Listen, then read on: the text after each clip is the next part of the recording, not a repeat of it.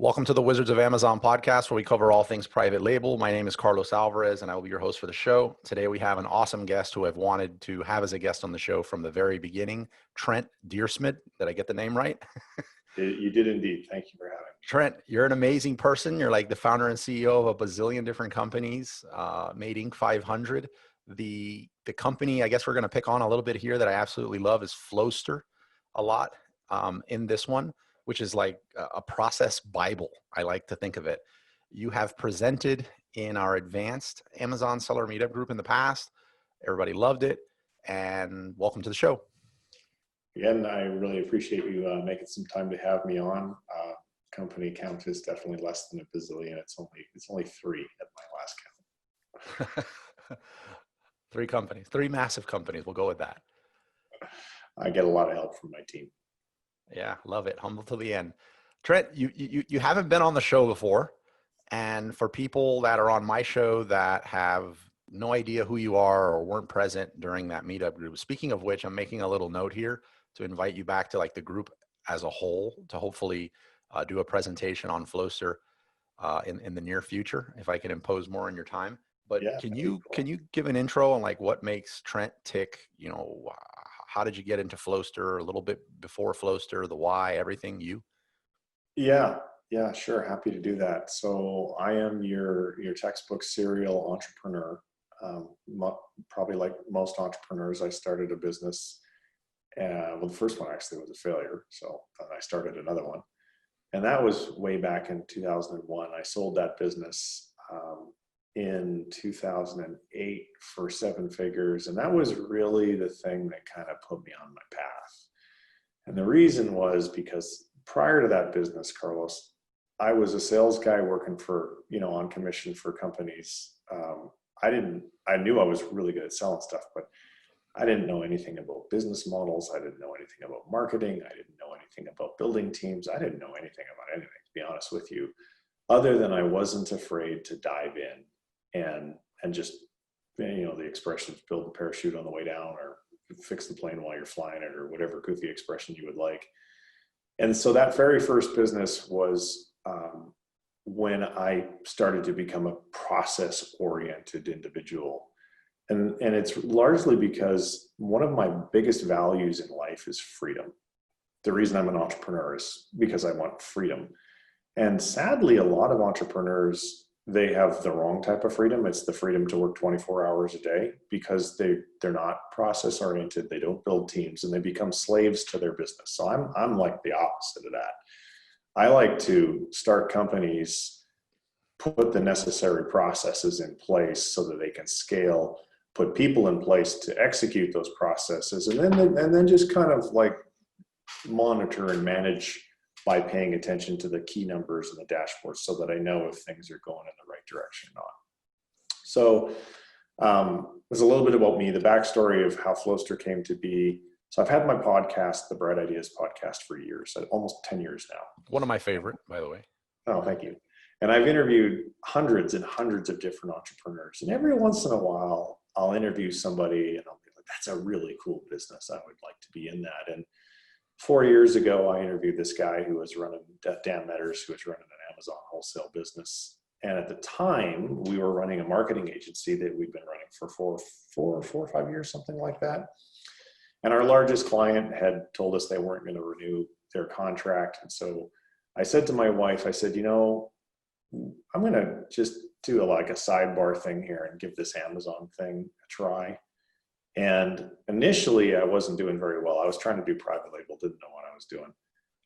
Then I interviewed Dan, switched to the wholesale model. And because I'm super process oriented, like took off.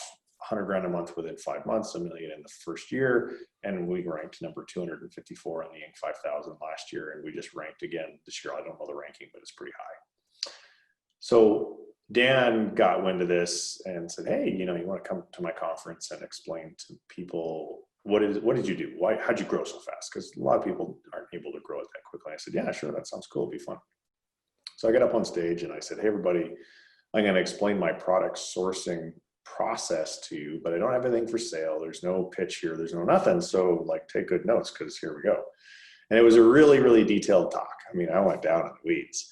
And because I'm so process oriented, I guess it didn't really occur to me that that would be too much information in a 60-minute talk.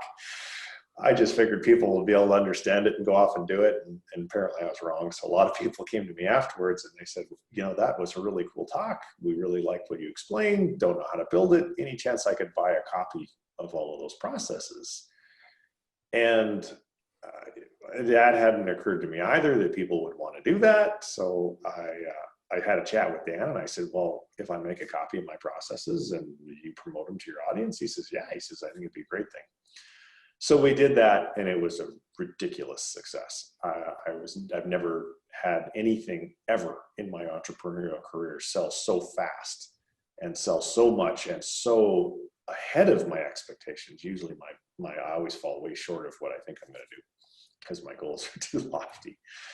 So after the first release of what is now widely known as WEBS, which stands for Wholesale E-commerce Business Systems, and it's not a training course, it's a collection of, I don't know, 70, 80, 90 workflows, processes. Very, very detailed. Yeah, workflows. super detailed, that we use to run that business. Because now that I haven't had a role in that company in over 3 years. It's actually run by a single employee and I think 7 virtual assistants, 7, 8, 6, something like that. Anyway, so I didn't own a software company when we first started selling WEBS. And when the first product launch of WEBS went so incredibly well, I very quickly realized, oh, wow, this is kind of a thing. So I called a very good friend of mine who's a technical guy who had exited he'd sold his software company. And I knew he was probably open to the idea of partnering up. And I said, look, you know, and I sold $400,000 worth of this stuff in a week. And he said, you're kidding me. And I said, yeah, right. And so we immediately hired a bunch of developers and we started writing code. And it took us about a year to get the platform to the point where, you know, I wasn't giving him 16 bug reports a day. And I was pretty much the only user of the platform at that point in time, myself and my team. And then in October of 2018 was the first time we opened Flowster up to people who purchase WEBS. That was really the only way that Flowster was ever marketed, was if you didn't buy WEBS, you didn't know Flowster existed. You would never stumble across it anywhere. And that's kind of how we came to have Flowster. And obviously a lot of really great things have happened since then. And Flowster now has thousands and thousands and thousands of users. And now we're starting to market it on its own. So people who don't even know what WEBS is would still find Flowster, still use Flowster, still get value from Flowster. And so that's really my biggest focus these days is kind of growing Flowster into like a legit software company that will be worth hopefully buckets and buckets and buckets of money one day so that I could just retire to an island somewhere. Exit it or have it running on its own? Yeah, I think probably an exit is like, right now I have a 5-year plan. I'd like to exit within 5 years with a significant valuation. And I have a number in my head that I think is achievable, but I'll just keep that under wraps for now. I hear you, man. That's awesome. Two things you said there that, I feel that everybody, once someone understands that running their business doesn't have to be by themselves, that there's such a things as VAs, if you will. And they've even heard about processes that VAs can execute. Like once they've heard that, hearing what you said right now, and I have a ton of processes, an army of VAs, I understand. But for the most people, when they see that, they're just like, well, that's easy then. I totally get it. I'm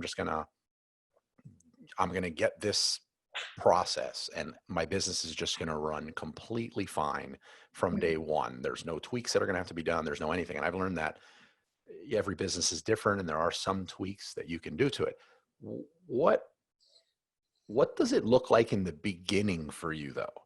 You mentioned how quickly you scaled the wholesale model on Amazon and you had no prior experience. You were fumbling around. I think you said with PL, you're like, no, I'm done with that. You're getting into wholesale and you didn't just get into it. You rapidly scaled so much that they wanted you to speak about how you did it, but you knew nothing about it going in. How did you identify what should be processized and how did you go about that?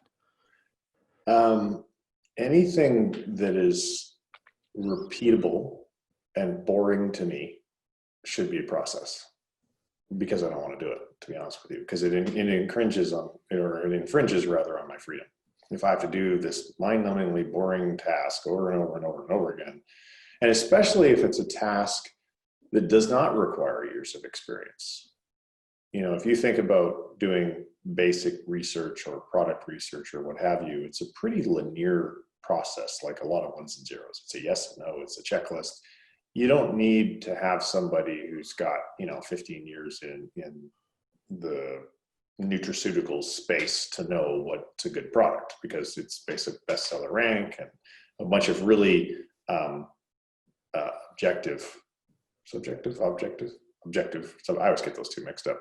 A bunch of really obvious data points. So those were kind of my three criteria. Does it have to happen a lot? Is it relatively straightforward? In other words, if I made a detailed enough checklist, could somebody with no experience do it? And is it boring for me to do? Then if it checked all three of those check boxes, then I would make a process for it. I imagine starting to sell wholesale, if you can even remember that far back, that there must have been a lot of things that met that criteria in selling wholesale. That's what my whole talk was about that day that I was on stage, and I said, hey, everybody, I'm going to explain how this works, but I got nothing for sale. That was that talk, because in wholesale, the entire product sourcing process is mind-numbingly boring. And so I didn't want to have anything to do with any of it, to be honest with you. But I did. So you earlier asked me, well, how do I create a process? So in my case, it's not rocket science at all. I have a 27-inch screen, and I take a browser on one half and I take a browser on the other half. And I do the thing that Dan taught me to do. He said, well, find competitors that have such and such criteria on Amazon. Okay, well, that's cool. Let's search on Amazon. And so it's like this random leaf sourcing and looking at competitors. And if they have the right criteria, add them to a spreadsheet and just keep going. Like, it's that over and over and over and over and over again. So making a process for that was obvious, and it was relatively straightforward. Okay, well, what's the next step? Well, you take all those storefronts that you put in that spreadsheet, and then you're going to extract all their products into another spreadsheet. So that involves either TA or PC2 or whatever software you want to use. And then you suck all the data out and you put it in a spreadsheet. And we've got some pre-populated formulas in the spreadsheet to show the products that would be good for us if we could manage to convince the suppliers to allow us to become a reseller. And that was a more detailed process. I mean, I think that one's like 25 or 30 steps long. But again, mind-numbingly boring. I think I might have done that once and thought. Wait, so you found the first part sounds similar to rabbit holing. So you found someone to really rabbit hole through, find a supplier. Maybe they have X amount of seller reviews. They look seasoned. They have X amount of products they're selling. Bam. Then you get those storefronts later. You're going to use Price Checker 2 or tactical arbitrage and pretty much scrape.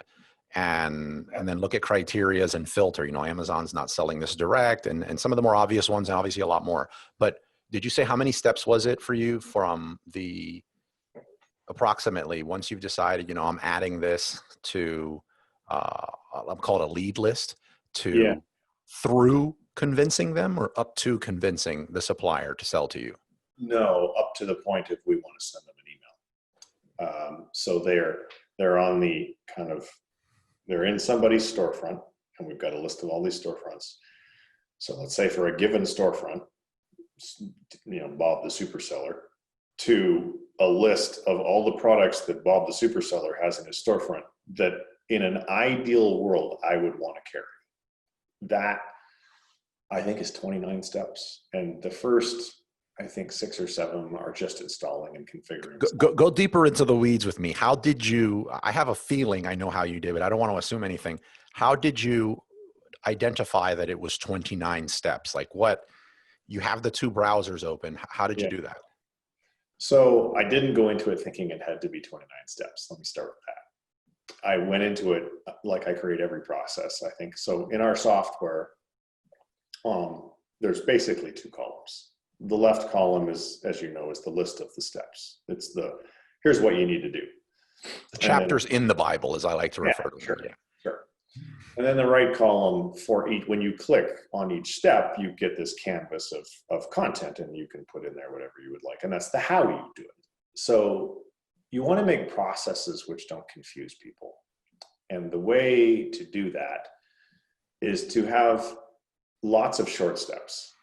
So like we have 29 short steps. So you're going to tick the tick box 29 times. I could probably have made it 4 steps long, but then they're really long how-tos. And the longer the how-to, the more likely people will be confused or forget something. So take nibbles of your pizza slice as opposed to trying to. Do you happen to have a best practice of, I love the nibbles, a best practice of what's too long in the description? Yeah, one primary action. What is the one primary action that absolutely must occur and cannot be omitted? That's the step. That's one of the 29. Because the software doesn't cost you more to have 29 steps versus 79 steps. So why wouldn't you provide as much detail as you can, broken down into these steps, so as to minimize the questions you're going to get from new VAs, the errors that they might make. We try to make our stuff like just ridiculously detailed, so that if someone methodically goes through and reads the instructions, looks at the screenshots, it will be obvious to them exactly what they have to do. I want to say something here, because this part really fascinates me, and that is, I happen to know also that you're an amazing content creator, like just across every platform, period. And I'm super impressed with it. I've also noticed that this right column in Flowster, for some of the, amazing processes you have created, you're not exaggerating. Like, they are very detailed. Like, it's a bunch of information, but it looks almost like art. I mean, I'm geeking out here, but it seems like art. Like, I tried to do this in a tool that I've just used forever. And I'm trying to phase out and get to Flowster as fast as possible, but I've tried to replicate that. Like, I literally would have Flowster open on my left, and I'd have this tool that I'm using on my right. And I'm just like, oh, wow. Like, why did he do the graphics? Is that? And I'm like, no, that's not necessary. That's not necessary. And I skip it. And then I realize when somebody gets it, first thing they ask me is something that the graphic would have explained. So it's like art. It's like no wasted, bite. That's yeah, there. we do our very, and especially now that we've been selling webs to other human beings who don't possess my brain for years, we've had a lot of feedback. Like, honestly, our first release was great for internal use, but we found that customers were confused, and so we needed to make improvements, and that was years ago. And now with almost, I think, 1,000 people have purchased webs over the years. We've got a lot of feedback, and that has been incredibly helpful to us in making sure that we don't make any assumptions about what someone knows how to do or not how to do. Like, we don't say, go do this thing for this step. We say, go do this thing, and here's how.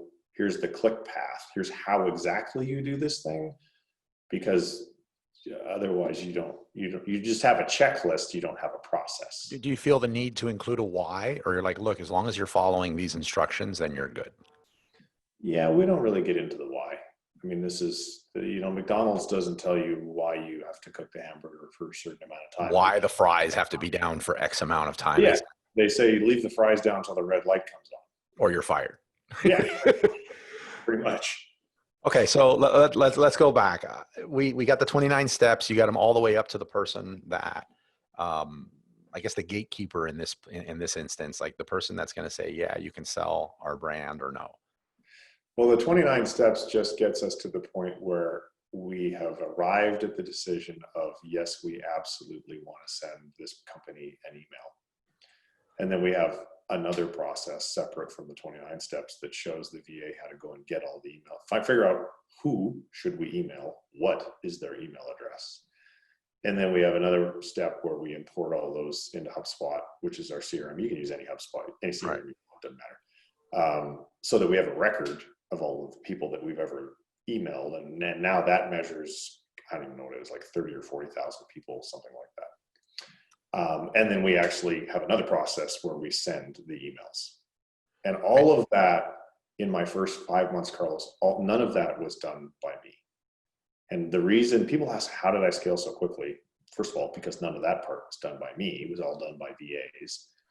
And then we were able to send a lot of emails every week. So all I had to do was the part that required some experience, some salesmanship, the replying to their replies, pointing out what's wrong with their products, why they need us, trying to get them, persuade them to take a call with me, get the price list, analyze the price list, negotiate pricing, all that other kind of stuff. Oh, okay. You mentioned it goes all the way to a certain point and then there's another process. Is that all within one process? It's just one doesn't become available or visible or get triggered until this happens? Or this is a totally different person? So the processes are literally, so we'll call them templates. So Sure. the one with 29 steps is a template. It's the product extraction template. Then we have a separate template for the find the email address template. And then we have another one for the import them into HubSpot template. And they're not all 29 steps long. Obviously, some of them are much shorter.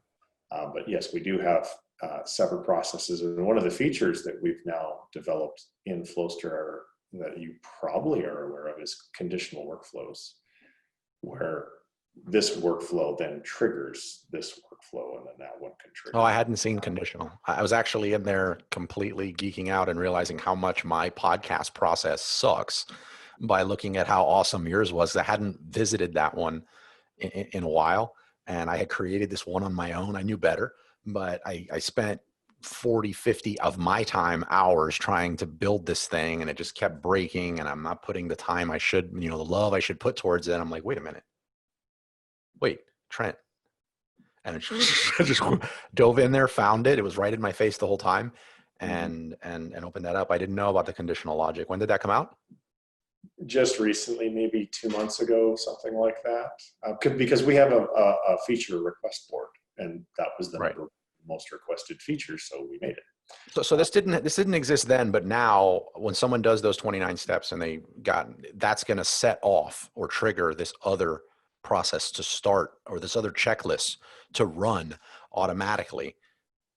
If you program the template to do it that way, yeah. You have, like, there's a widget for the conditional workflow, and you'd have to put the widget on the canvas. And then when you're making the template, you'd have to tell the widget what is the next process.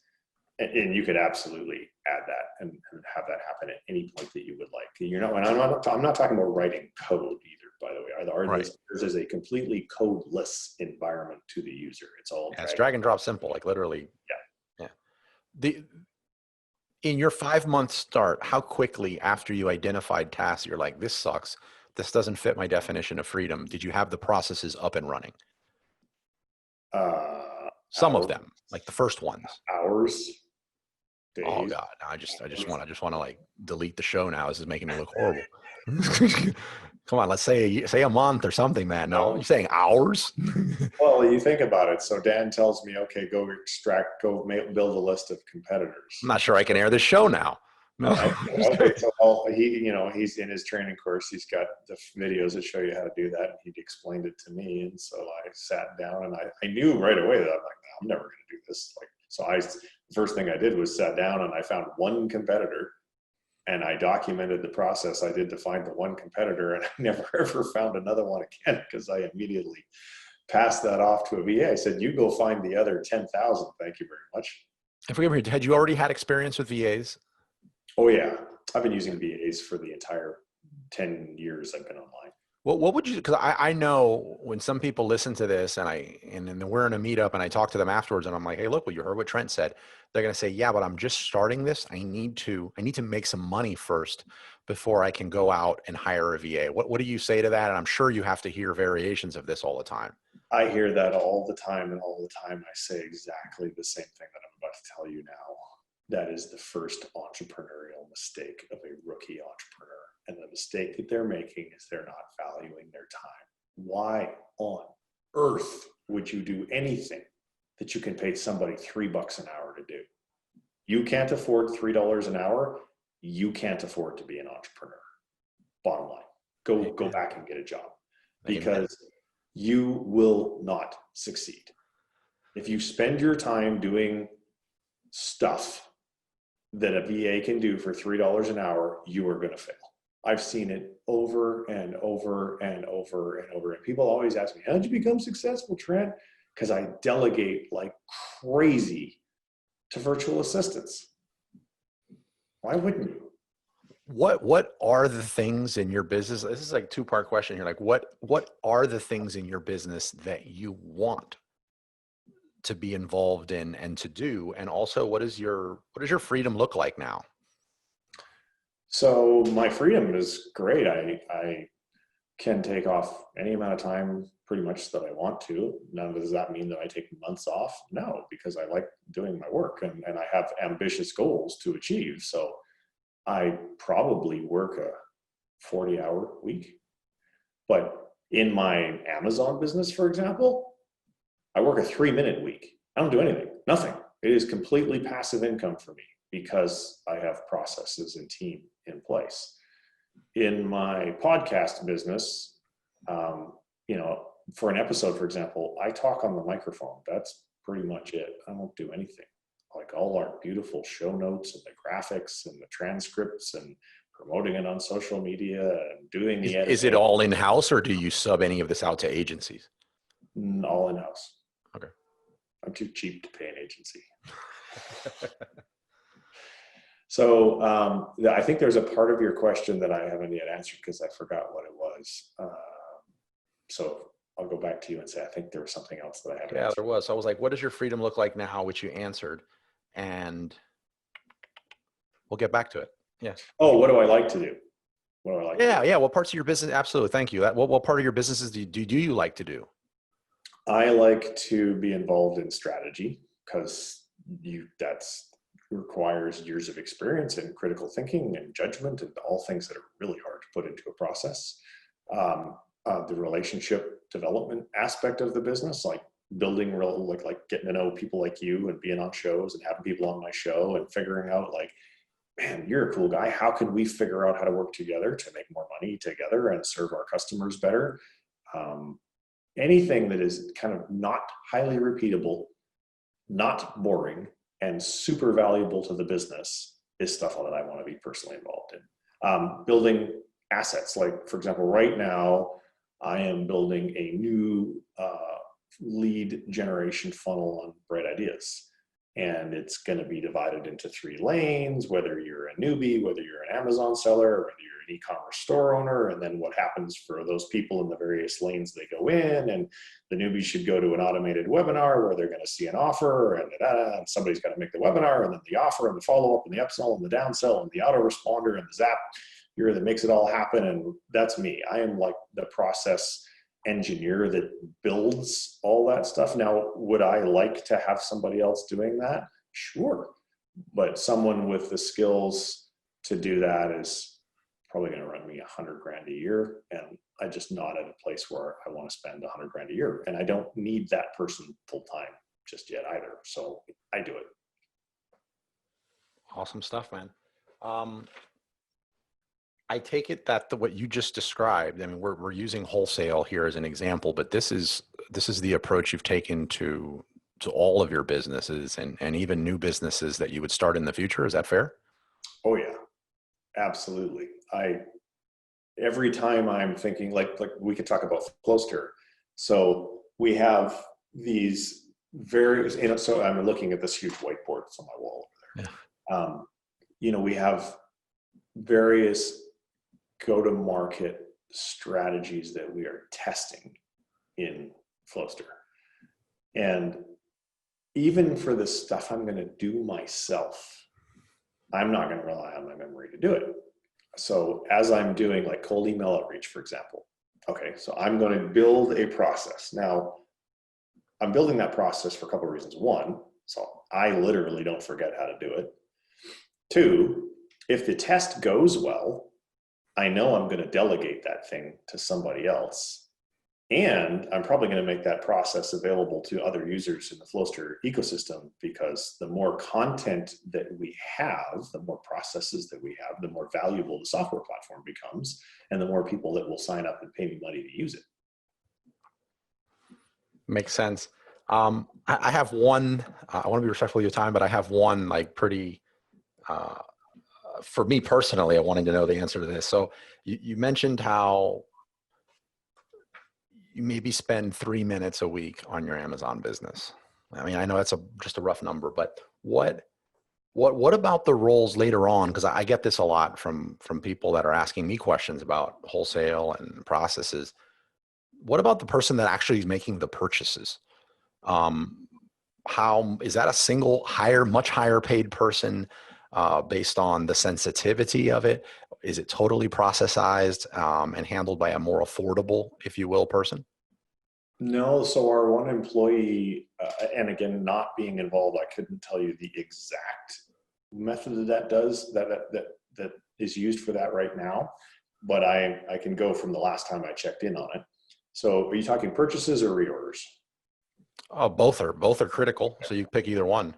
So for purchases from new accounts, we have a very detailed process that's super long because we want to make sure that we double and triple checked everything so that we don't buy stuff that we shouldn't have been buying. That is absolutely overseen by our key employee who runs the business with the support of VAs. And my wife might even be a second set of eyes, and depending on the size of the purchase order. Like we had one where the first purchase order was $90,000.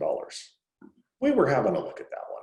Yeah. I mean, that's even part of my 3 minutes. My wife would have come to me and she said, this is this and this and this and this and this. And I would have said, yeah, I'm on board, or no, I'm not on board, renegotiate, work on this. And that stuff just comes to me quickly because I've been in business for a long time. I understand how to mitigate risk and so forth. For reorders, much the same thing, although I don't think my wife is probably even her involved in reorders anymore. I think it's just the key employee with the support of some VAs that are crunching all the numbers. He's then double checking everything and issuing the reorder. Awesome. Yeah, I'm asking that for my own selfish reasons, and also I know listeners to this are probably thinking, yeah, well, wholesale is totally different than PL.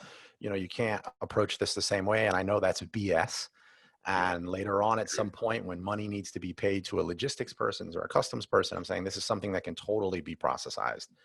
But one thing, and I'd love people to hear this from you. This was something actually that to me, it was completely obvious, but the Flowster, like there's actually pre-made processes built in it, but you can also bring in your own processes that you currently have, on like a Trello, Asana, Cluster, and you can bring that in to Flowster and have it completely streamlined. So you can build your own and add them, correct? Yes, there is a marketplace which we, Flowster, and other third-party marketplace participants are continually creating and adding new processes, new workflow templates that you can download into your Flowster account. So if you don't want to start from scratch, especially if you're in e-commerce, you don't have to. People could go and create their own on their own, or we also have an SOP, a workflow. I use the term SOP, but we're phasing that term out because not enough people know what an SOP is, but right. More people know what a workflow is, where we have a concierge service. So let's say a company comes to me, they're like, Trent, we're gonna sign up for 12 users for a year, but we want, these 14 or 20 processes created first. I might actually pay my VA team to create those processes for that company if they have the content, in Trello or in a video or somewhere else, because it would be a good investment for me to spend, let's say I spent $2,000 on VA labor, but that contract is going to be worth like $12,000 to me over the next year. Well, I'd be kind of foolish to not do that. So I find a lot of people also like they maybe balk at some of the numbers. Like if somebody's like, I'll create these processes for you this wasn't what you were saying, but if somebody wanted me to create a process and maybe I said, no, let's reverse it. I recently bought a ready-made workflow and I think I paid like $800. And a few other people that I was like, guys, you need to go out there and get this workflow. Like, do not hesitate. This person's going to come to their senses at some point and they're really going to raise this price to where it should be. You really want to do this. And they were just They really just thought I grossly overpaid.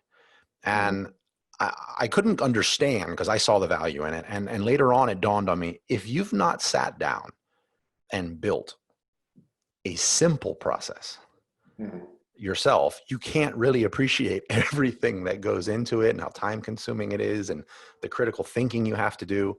Um, what are your thoughts on that? It's the same thing that we talked about before for new or rookie entrepreneurs not placing a high enough value on their time.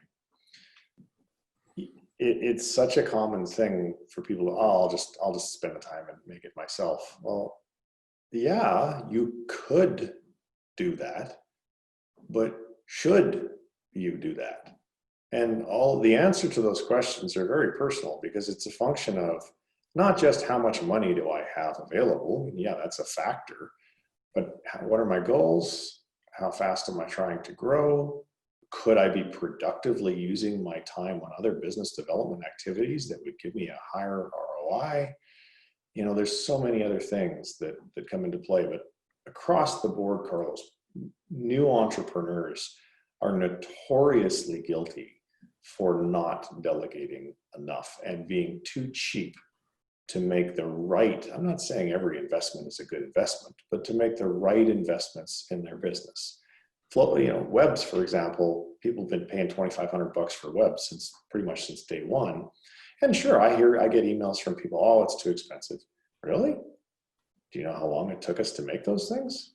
And now we're 4 years of iterations, and there's, call it 90 of them. And each one, let's say each process, let's say you could knock one out in a day. That's still 90 days of your full-time effort to make what you can buy for $2,500. Who in their right mind would spend the 90 days? It kills me when you're absolutely right. That kills me. I wonder if there was a board, like a live ticker that you could see that showed an hourly rate, minimum wage, even at this point, like, but minimum wage times, and then the ticker would just show the amount of hours that have been put in to build this thing that you're getting. And then when you looked at that number, you'd be like, oh my God, like this is a deal that I'm getting. Oh yeah, I mean, it would be like 50 grand. Right. Just be an insane amount of time. And in my case, that time was invested over a year through myself, my wife, employees. I mean, there's a lot of people who put blood, sweat, and tears into making those processes because we needed them for ourselves. Cool. Trent, I'm going to wrap it up now to be respectful of your time. How can people reach out to you? Can you talk a little bit about Bright Ideas podcast? And I like to wrap this up asking people what is their favorite book and why. I'm ready to write yours down. You can say books are for fools, but like, I'm surprised if you. So I don't read books really at all, hardly anymore. I listen to podcasts now.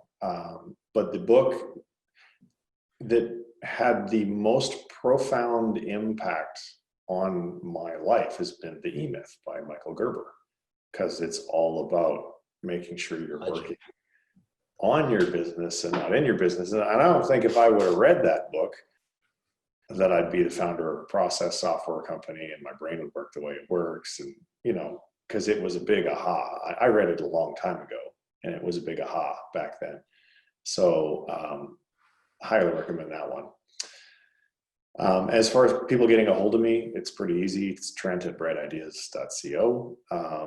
And the podcast lives also at brightideas.co. We have, over the 10 years that I've been doing the show, we've interviewed a lot of people that own marketing agencies. I've interviewed a lot of SaaS owners. I've interviewed a lot of e-commerce founders.